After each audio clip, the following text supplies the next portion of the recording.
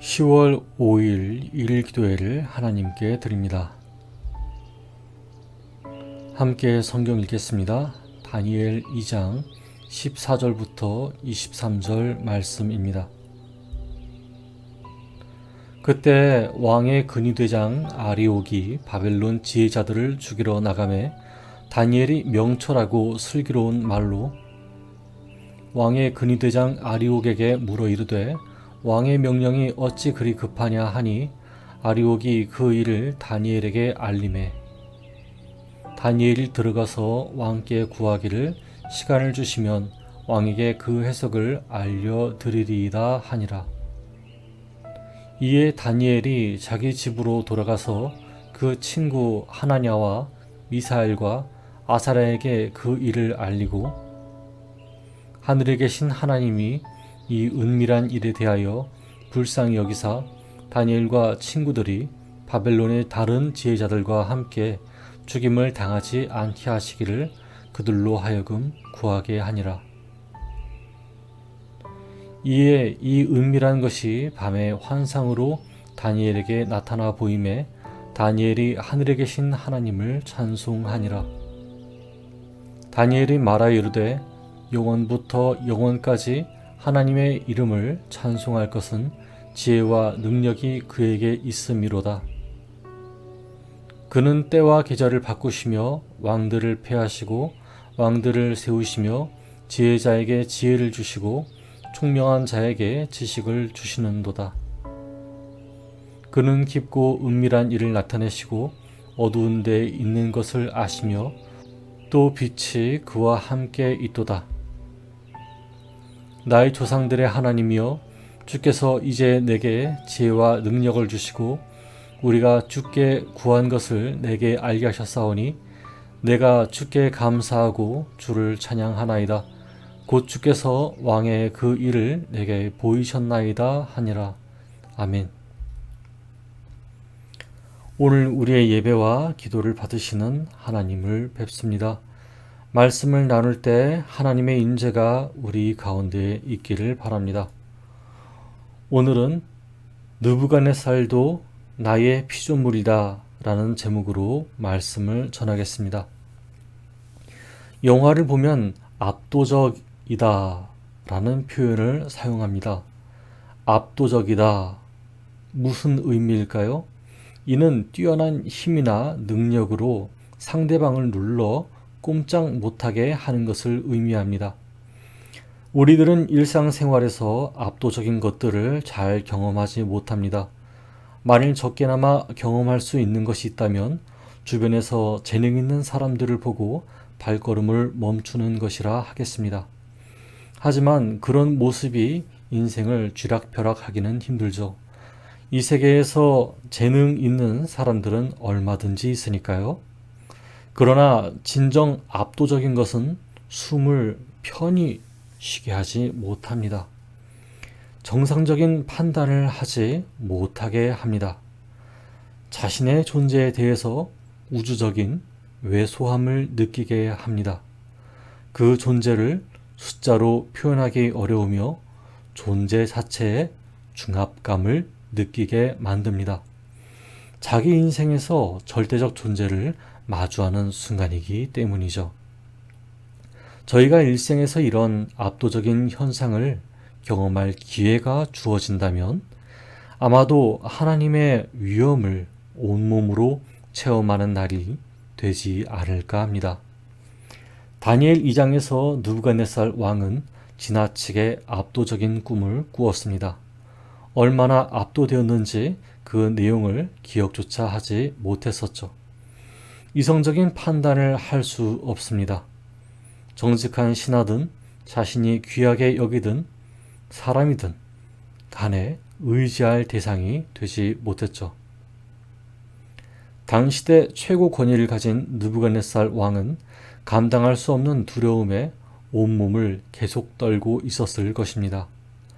어쨌든 왕이 이런 두려움과 불안함이 있다 보니 이것이 다니엘에게까지 미쳤습니다. 14절부터 16절을 함께 읽어보겠습니다. 시작. 그때 왕의 근위대장 아리옥이 바벨론 지혜자들을 죽이러 나가매 다니엘이 명철하고 슬기로운 말로 왕의 근위대장 아리옥에게 물어 이르되 왕의 명령이 어찌 그리 급하냐 하니 아리옥이 그 일을 다니엘에게 알림해 다니엘이 들어가서 왕께 구하기를 시간을 주시면 왕에게 그 해석을 알려드리리이다 하니라. 아멘. 다니엘은 자신을 죽이러 온 근위대장 아리옥을 명철하고 슬기로운 말로 물었습니다. 그리고 근위대장 아리옥을 통하여 사건의 전말을 알게 되었죠. 그리고 느부갓네살 왕에게 꿈을 풀이할 시간을 얻게 됩니다. 어째서 꿈을 풀이할 시간을 얻었을까요?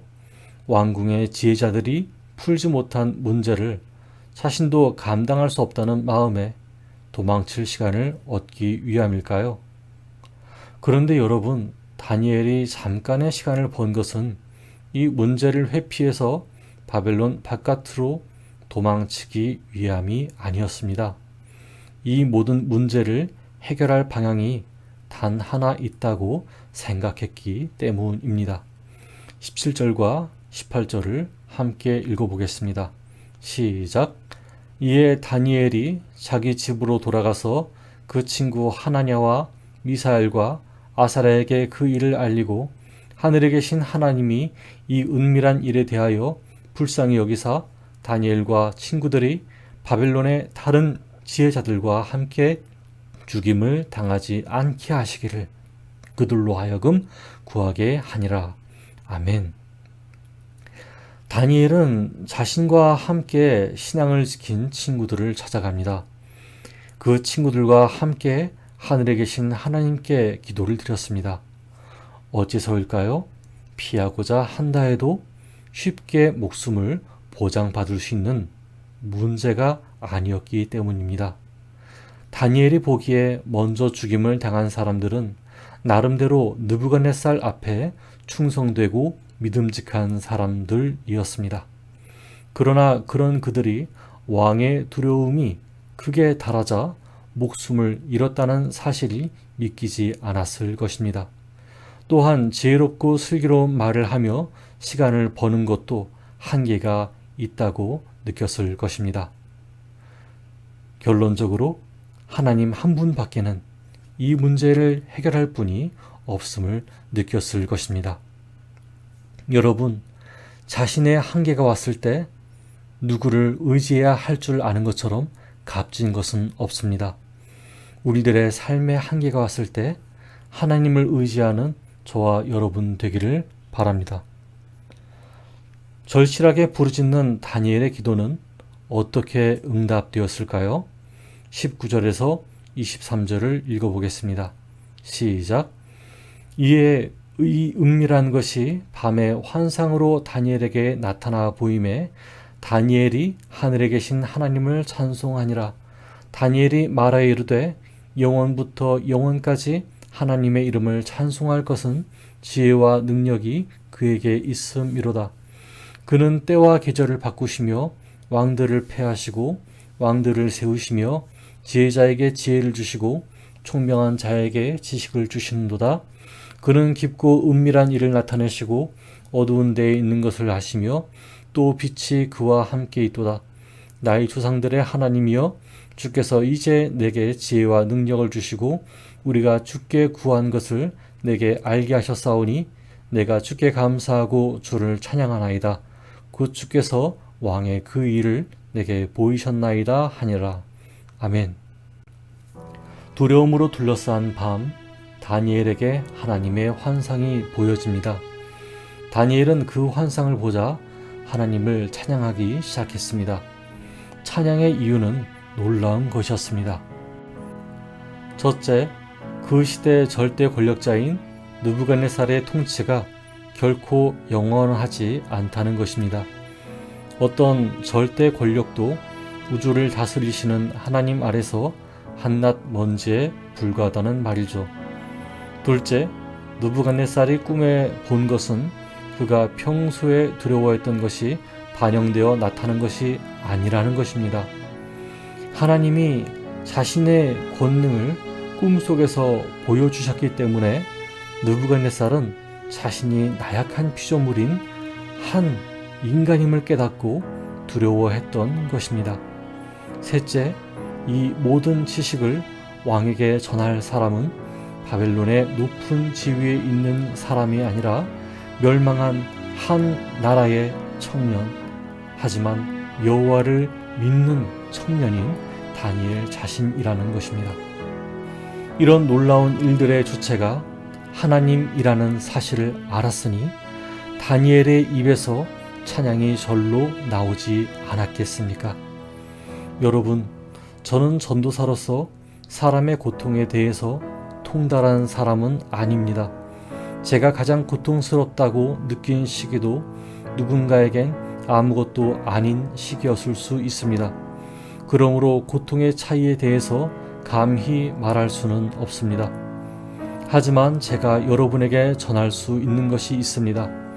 그것은 하나님께서 모든 것을 유한하게 만드셨다는 것입니다. 언젠가 하늘의 별들이 떨어질 때가 옵니다. 세상의 권세자들이 왕관을 집어던지며 망했다, 망했다 외칠 때가 옵니다.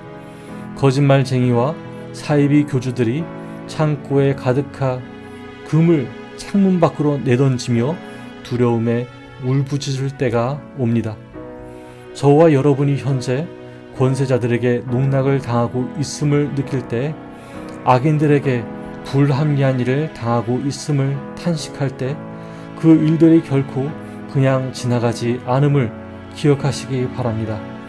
하나님께서 세상 끝날까지 여러분과 함께 하시기 때문입니다. 다만 다니엘처럼 하나님을 의지하며 오늘을 살아가기 바랍니다. 이 말씀을 의지하며 오늘을 살아가는 저와 여러분 되기를 바랍니다. 기도하겠습니다. 하나님 감사합니다. 오늘 다니엘서를 통해서 저희들에게 소망을 주셨습니다. 하나님, 이 세상의 권세자들이 너무나 무섭습니다. 사실 하나님보다 코앞에 있는 권세자들에게서 두려움을 느낍니다. 그래서 하나님의 법보다는 권세자들이 들이미는 법이 더 가깝게 느껴집니다. 하나님 사랑, 이웃 사랑은 그런 권세자들 앞에서 웃음거리가 되고 맙니다. 주먹에 힘이 있는 사람들은 빼앗으려고 하고, 말에 힘이 있는 사람들은 사기를 치려고 합니다. 하나님, 목숨이 위급할 때에 믿음의 친구들을 찾아가 함께 기도했던 다니엘을 떠올립니다. 저희들이 그처럼 하나님을 찾고 의지하오니 저희들의 불안한 마음을 씻어 주시옵소서. 이로써 다니엘의 환상처럼 저희가 이 세상의 유한함을 깨달을 수 있게 하여 주시옵소서. 예수 그리스도 이름으로 기도드렸습니다. 아멘. 이제 각자의 기도 시간을 가지며 기도합니다. 첫째, 자기 주변의 권세를 휘두르는 자들이 하나님의 손 아래에 있음을 깨닫게 해달라고 기도합시다. 둘째, 같은 기도 제목을 가지고 기도하는 우리들에게 하나님의 은총이 임하게 되기를 기도합시다. 함께 기도하겠습니다.